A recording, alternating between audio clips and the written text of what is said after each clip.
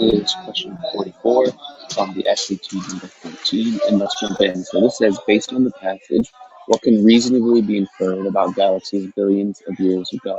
And there's a couple things we should notice right off with that. So first, it starts with this, based on the passage. This little tag will sometimes be, say, according to the passage, based on the passage, or the passage says something. These give us a clear indication that there's going to be a specific text that we use to answer our question. For the most part, almost every question on the SAT has specific text. These questions in particular really have one sentence that you can look at. The next thing you'll notice is this, reasonably be inferred. I don't put too much stress on inference or implication because honestly, the structure and the design of solving the problem is about the same. The only thing that inference or implication, if you recognize that, the only thing that it'll tell you is that you need to dig like one level deeper. So it just means that the text you should expect is going to be a little less obvious. It's still not going to be something we make an assumption on. Never make any assumptions, never creating any stories, but it's going to be a little non-obvious, at least compared to some other more direct questions. There's two things to notice. So our first task is, let's go back to the text and just find out, what did they say about galaxies billions of years ago, right? Before we even look at these answer choices. The next thing I do is I'm going to use the question order rule to give me an indication or to help me make a prediction about where a text will be. So we know that these lines here, A, B, C, and D, they reference lines 1, 2, 3, blah, blah, blah. And I think the answer for this one is, I think, C, although, it doesn't matter too much, but it's about question C. This is maybe the third question out of the gate. So it's probably still going to be early on, probably, a little after the first initial sentences.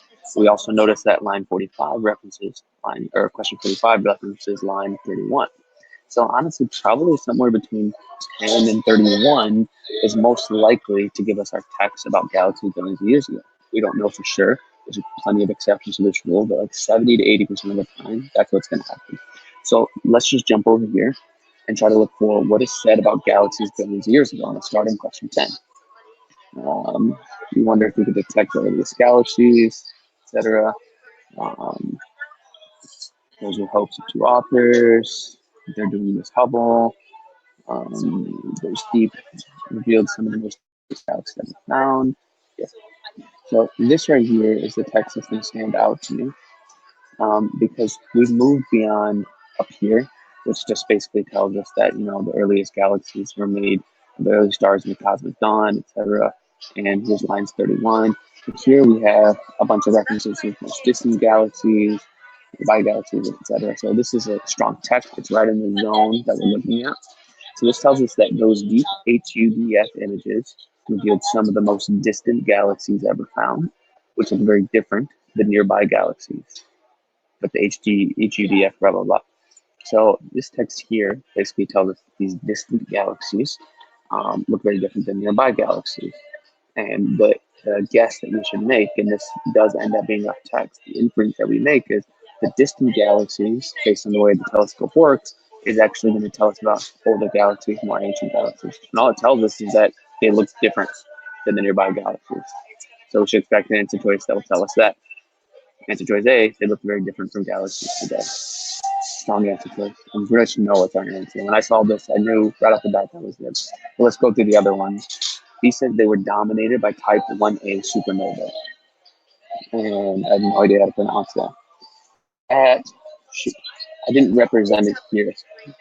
But essentially all they say about type, I should have the passage, but all they say about type 1A is that they're good indications of the expansion rate. But it doesn't tell us that galaxies long ago were dominated by them. And dominated, honestly, is a very strong word, so we need strong evidence for it. We don't have it, so B is wrong. C said they were grouped together in one location in the sky. It doesn't really make sense, just if you think about it. It doesn't seem plausible. Moreover, the passage itself doesn't say it, and it suggests the opposite when it says the HUDF represented just a pinprick poke at the universe. So there's a lot more than what they saw about these galaxies. So to be all grouped in one location wouldn't make sense because they're implying it's spread out, and that just makes sense. And then D says they were much larger than astronomers had expected. This is another thing that is just not mentioned in the passage, so we could eliminate that option. And this will leave us with choice A for question 44.